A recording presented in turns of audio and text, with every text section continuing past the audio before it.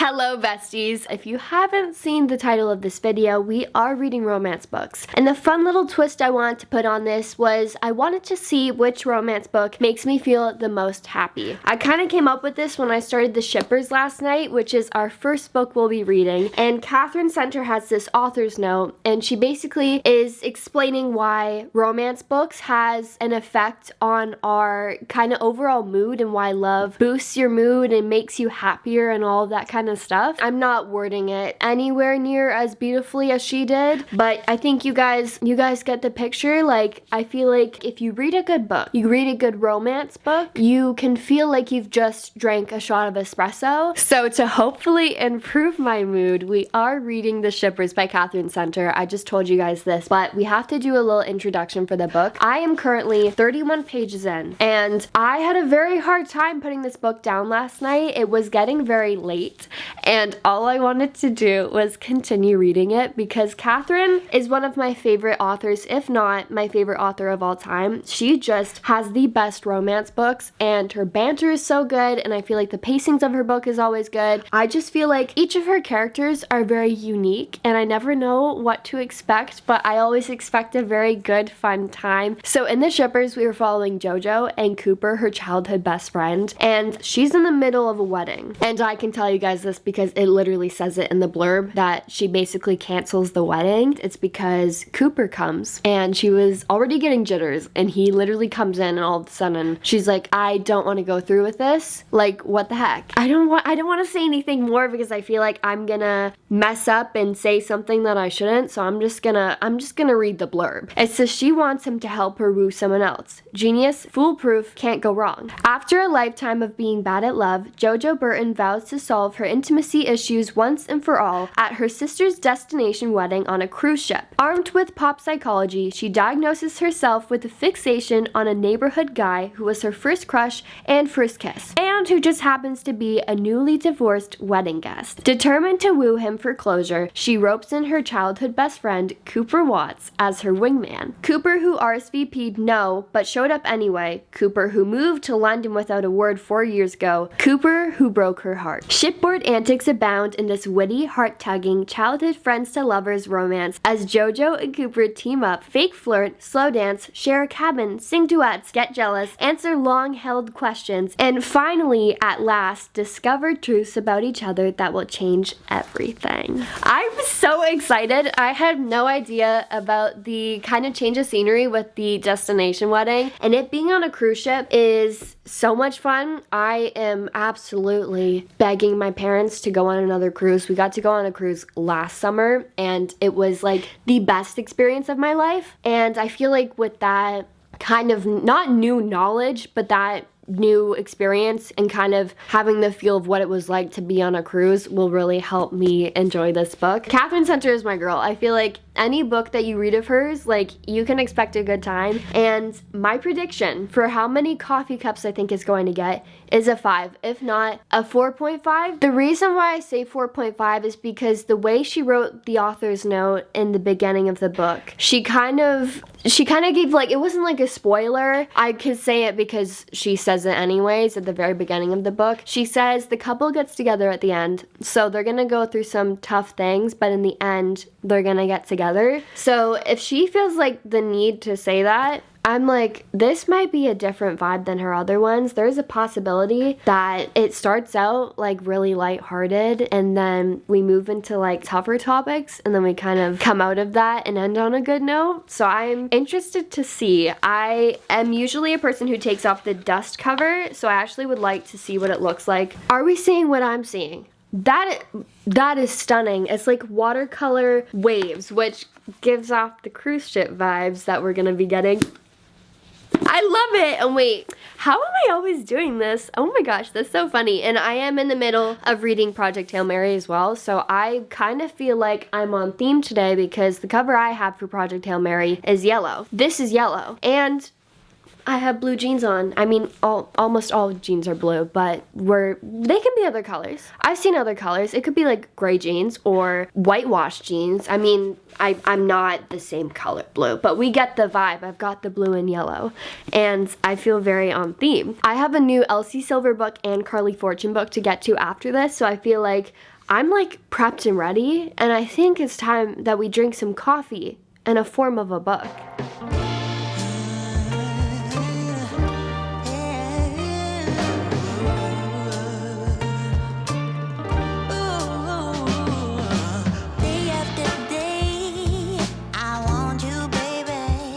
We are finishing The Shippers today. It is literally the next day. I stayed up until 3 a.m. reading this book so that it could look like this.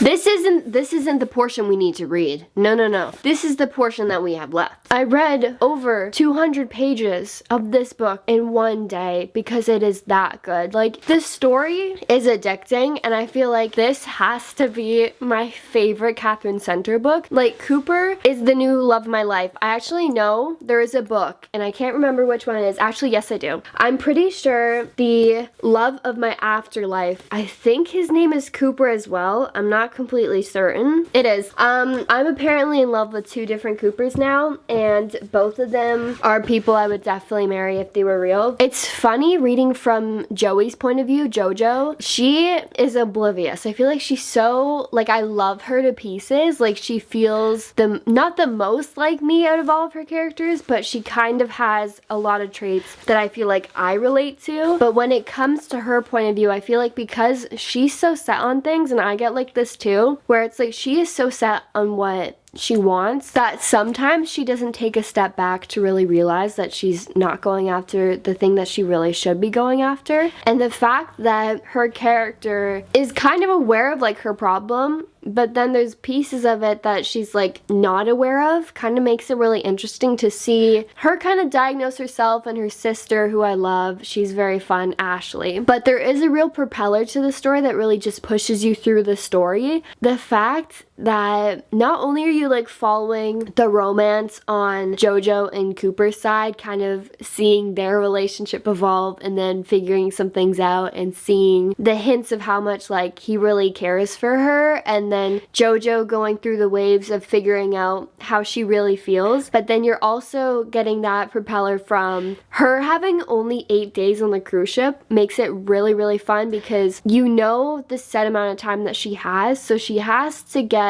the guy that they initially want her to be with. I'm just gonna call him John, like John Doe, because I can't bother to look up his name right now. That you have her trying to really get this John to fall in love with her, while she's also kind of figuring out her relationship with herself, and she's figuring out her relationship with Cooper. And then her parents are having issues, and she's trying to like be helpful with that, and then figuring out to kind of maneuver and how to maneuver through it. And there's so much stuff, oh my god. But her going along on this journey and trying to like figure out what it is that makes her the way she is, but then also slowly realizing like how she feels about Cooper is really fun. And I feel like we are more in tune with that than she is, which I think having like a character who is having these things so like point blankly said, and she's still kind of like glazed eye, not really listening to it, that's such a real life scenario where it's, you can tell when somebody's really listening to you, and you can tell when they're hearing it but they're not understanding it. I remember there was like this term where there is literally a term in a different language where it's you're listening but you're not really hearing, or you're hearing but you're not really listening. I can't remember which one it was. I think you guys know what I'm trying to say. This book is going to make Fever Dream, which is what we are reading next after I finish this, which will probably take me, I think, about 15 minutes to finish, because I'm gonna try and soak in every single word.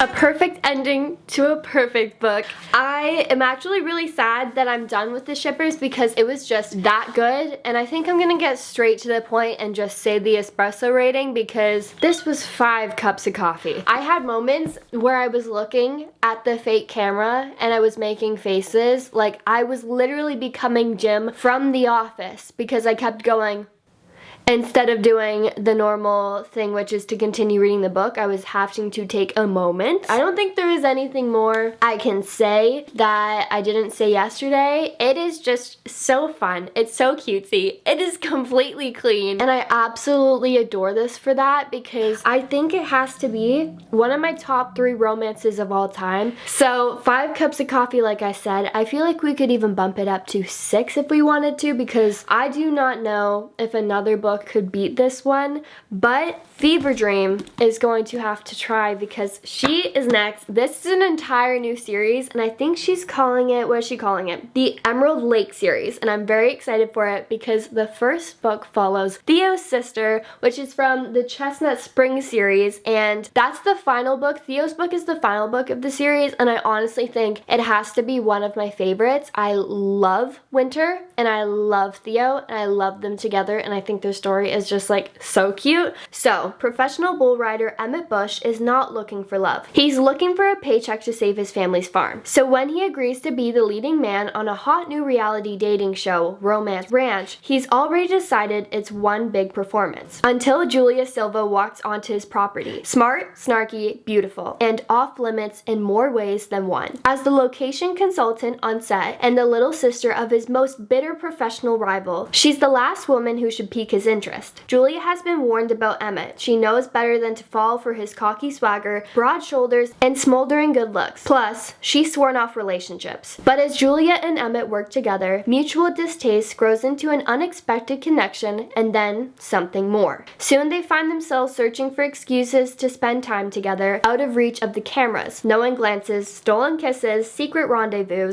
Still, Emmett signed up to play the role of an eligible bachelor searching for the one. His family's land and legacy depend on him completing the show. The problem is, he's already fallen in love, just not with a contestant. I'm excited. I'm gonna start this. I think we're gonna have a lot of fun with this one. I'm hoping to like laugh a lot and find Emmett and Julia like really fun together. Yes, I want a slow burn, but I also want like good banter. And I'm hoping, because they have that kind of like, not rival air, but because her brother is his rival, I'm hoping it's kind of like not enemies to lovers, but maybe like rivals to lovers. I want to see. It says small town forbidden, yep, okay, we're here for it. Rivals to lovers romance. I think this one's gonna cook, and I think it possibly could get 5 espressos as well, but I think at the very least it will get 4.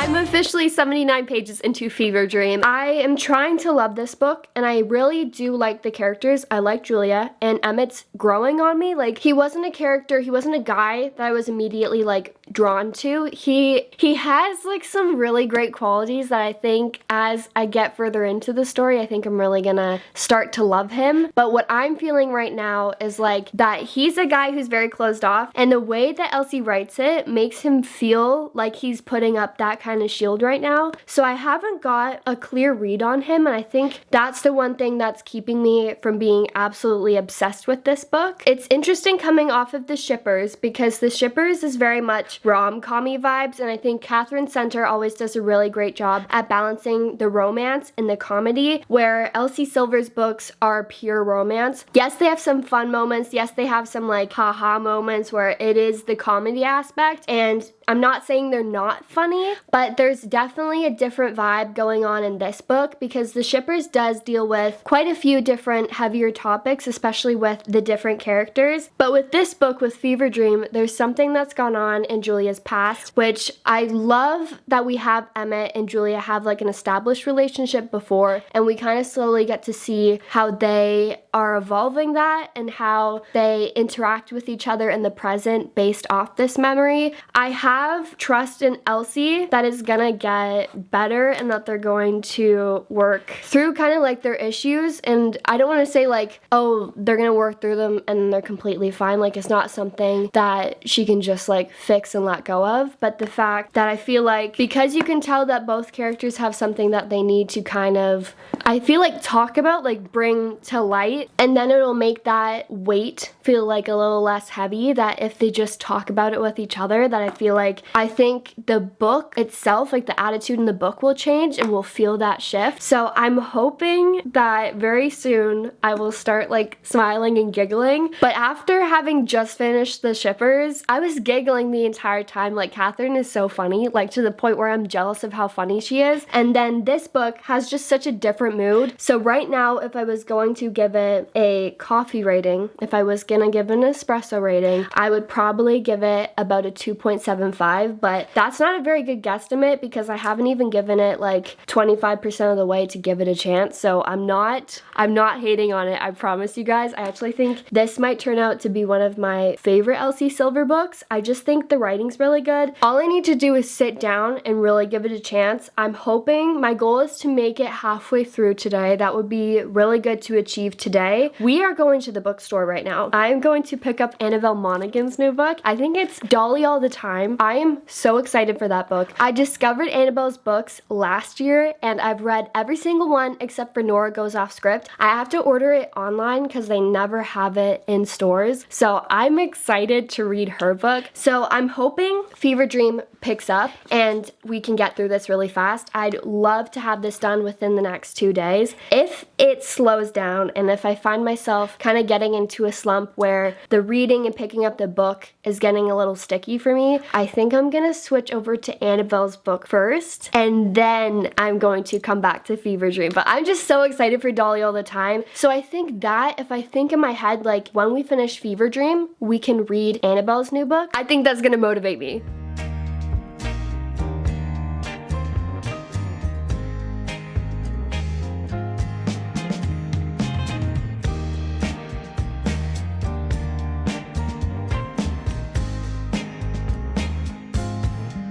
There was a book out that I didn't even know came out today, but it did. I got Phoebe Berman's Gonna Lose It by Brooke Averick, and I am very excited for this one. I saw Sarah Crowley have this on her like most anticipated reads, and I was very jealous of everybody who got it at BookCon, so I knew when it came out I was gonna get this. I just didn't know it was today. For some weird reason I thought it was coming out in June, so when I saw it on the shelf, I literally screamed. Of course I got Dolly All the Time by Annabelle Monaghan. I can't believe I got the title right. I thought I was wrong for some weird reason, but I was right, and that just shows how excited I am to read this, and it's even bigger than I thought it was gonna be.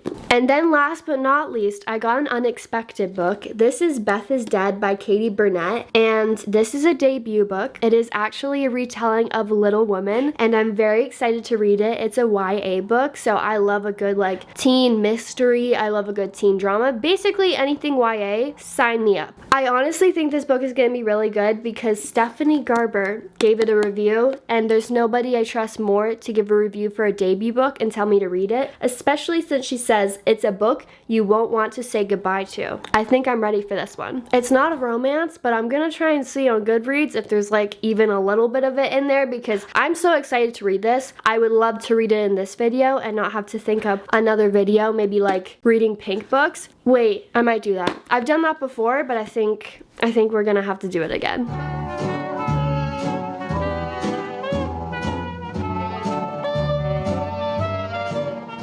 I have had to spend a lot of time thinking about what I want to rate this book. It is very hard for me to come up with like a solidified rating right now because I don't know if I would have loved this book or liked this book because I don't know if I even loved it. I don't know if I would have liked this book as much as I do now if I hadn't blown through it so quickly. So with that being said, I'm not gonna give it a 2.75 because that feels wrong. I'm going to give it 3 cups of coffee, 3 shots of espresso, because this was like a really fun palate cleanser read and I would recommend it to somebody who wants a cowboy romance. And I'm just trying to think like what it was that just made me not love it as much. Actually, now that I'm thinking about it, I think I was like a little apprehensive because I was worried this was gonna be very spicy. So then it put me on guard and I'm reading the page with like the anticipation that I'm gonna have to skip a scene or something, and it actually didn't end up being that spicy. There were a good number of scenes, but they were easily like skippable and I could flip through them without like missing anything in the plot, and it actually didn't end up being that spicy. But for me, because I don't love spice. It just made me like on edge, and I don't know if it's because I was just, that anticipation of like thinking it's gonna be really spicy just put my guard up, so I didn't enjoy it as much. Whereas in The Shippers, I trust like Catherine Center to either have like one scene or nothing at all, and The Shippers was completely clean, so I felt like that for me is like a rom-com, so I'm gonna be laughing a little bit more, where this book is a little bit more adult. Yes, I am an adult,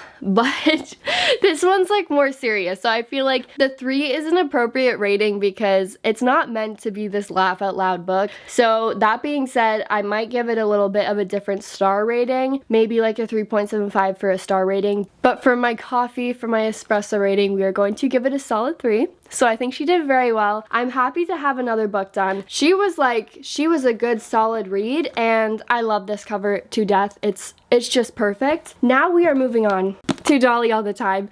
I am 10 pages into this book, and I'm ready to go into the pool and read some more of it. I have to read the back though because I'm getting the like picture from Dolly, that's our main character, and she's kind of come back home. She's helping her dad out with his shop. She is a single mother, and she has a boy who is in 8th grade, and he'll be going into 9th grade after the summer. So I have to read the back because I saw in one of the reviews that this is a fake dating romance, and I had no idea that this book was gonna have fake dating. I don't know if Annabelle has done fake dating. I am a fake dating addict, so we'll have to see if Dolly All the Time can compete with The Shippers and take first place. I know The Shippers got 5 stars, so technically they would be getting like a tie, but I mean, we can always change the rating. We can always bump it up to 6. There aren't really any rules here. We don't really have to limit ourselves to 5 cups of coffee because we're not on the 5-star ranking anymore. So with that being said, let's read the back so I can figure out what's going to happen in this book. Dolly Brick has never met a problem she couldn't solve. Not when her mom left when she was 12, and not at 39 when she moves with her son back to Whitfield, Rhode Island. I love Rhode Island. For the summer to keep her dad and brother from losing the family home. So when she comes across Stuart Whitfield with a flat tire and at the wrong end of a very public, very humiliating breakup, it's in her nature to help. But Stuart's proposed arrangement becomes more than either of them bargained for, because his public dinners and high society benefits turn into sunset boat rides and kisses that hit her bloodstream like a ghost pepper. Dolly starts to feel something more than helpful. She's never relied on anyone besides herself. Can she really start now? I am so excited. I love a good fake dating romance. There's just something like, it's not classic, but there's something that feels at home to me, and I think it's because my first romance that I remember reading is Better Than the Movies, and everybody knows Lynn Painter is the fake dating icon, and she's the fake dating queen, and I hope to one day write something half as good as she does. I would like to fall in love with the guy alongside the FMC for some weird reason. I love finding a new book boyfriend, so I'm hoping to find a new book boyfriend in Stuart. I don't know why. Stuart feels like very uptight, like his family's gonna be. So I can tell that his family's gonna be that kind of pretentious. I don't know, like pretentious. They were literally talking about them like they feel like The Sirens is what I'm thinking of right now for some weird reason. We just watched that last summer, I think. Was it last summer or was it earlier this year? Maybe it was in January. I don't even know now. I'm just thinking like, she's like, I'm biking up to the Whitfield's house. Is that right? Yes. And she's like, it's all big and stuff. And I'm for some reason picturing that, or I'm picturing like not the Gilmore's house, and maybe the Gilmore's house, but like very coastal vibes for some weird reason. I'm just picturing like this massive mansion, and maybe a massive mansion that kind of looks like a golf club because it's that big. I honestly don't know what I'm picturing at this point, but I'm just waiting for her to be there and have that kind of, I want to say Elizabeth Bennet moment, because she's like gonna walk into the house, they're gonna be all like dressed up and fancy, and she's coming off her bike. Let's say she's a little sweaty. She's gonna get mud on her, something like that. She's gonna look out of place is what I'm getting at, and she's bringing shrimp to them. So I feel like we're gonna have that very like kind of Pride and Prejudice vibe, where it's like she is definitely not from his kind of circle community.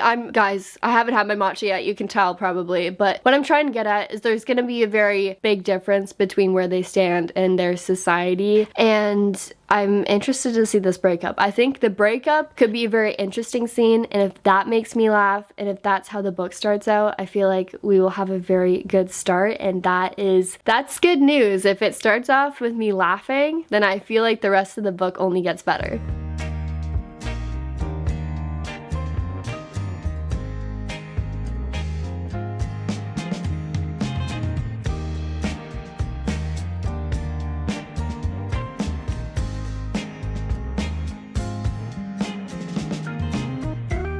I have finished Dolly All the Time, and this book is everything and more. I am absolutely blown away. I think Annabelle's books get better and better each time I read them, and all of them are so special, and I feel like all of them are very different, and they're very different from the books that I usually read. Most of the romance books that I read are like 25-year-old somethings, and it's kind of got that like coming of age air about it, where the FMC is trying to figure out something, and most of the time it has to do something within themselves. And that's not to say that this doesn't happen in Annabelle's books, but it's very different because these characters have more of like this formed life, and they are older than the typical demographic, the typical age range that I usually read. With Dolly All the Time, I find myself connecting with a character, Dolly, who I didn't expect to connect with. Like, nothing about her life in particular is like similar to mine, but there's so much about the way she feels and so much about the way she goes through life that I can connect to, and I think that is very beautiful because Annabelle writes books that any reader can pick up and find something to connect to. I think the best books of all time have that, but it's kind of like this art that has to be mastered, and I think Annabelle just does an amazing job at this. There's just something there. There's a magic to this story. It's not just the scenery, but that's not saying the coastal vibe town didn't really help. I think it's really interesting seeing both characters come from very separate worlds and then come together in the end. And there were so many moments where I was laughing out loud. Like, Annabelle is that kind of witty humor, and I feel like it's the kind of humor that hits you in the right moments because it is well thought out. It's not like that I'm gonna try to be funny, but it just comes out so naturally that you laugh, and I feel like you can feel every single emotion coming off of the page. I'm just trying to like think if this is a 6-star book or if this is a 5-star book, because I know for certain it's a 5-star. And I know you guys are going, but Kira, you're not basing it on stars. I know I'm not. But there's a part of me that really wants to give this book 6 cups of coffee. Because this book isn't like my normal read, that should give it bonus points, because the shippers I went in and it just like, it met my expectations and it also went above and beyond. Whereas Dolly All the Time, I was really excited, but I was expecting it to be like cutesy and fun and like uplifting, but I didn't expect to like fall so heavily in love with these characters, and I'm actually jealous of myself 2 days ago who was just starting to read it. Like, I would have sat outside the entire day if I could have. The final rankings are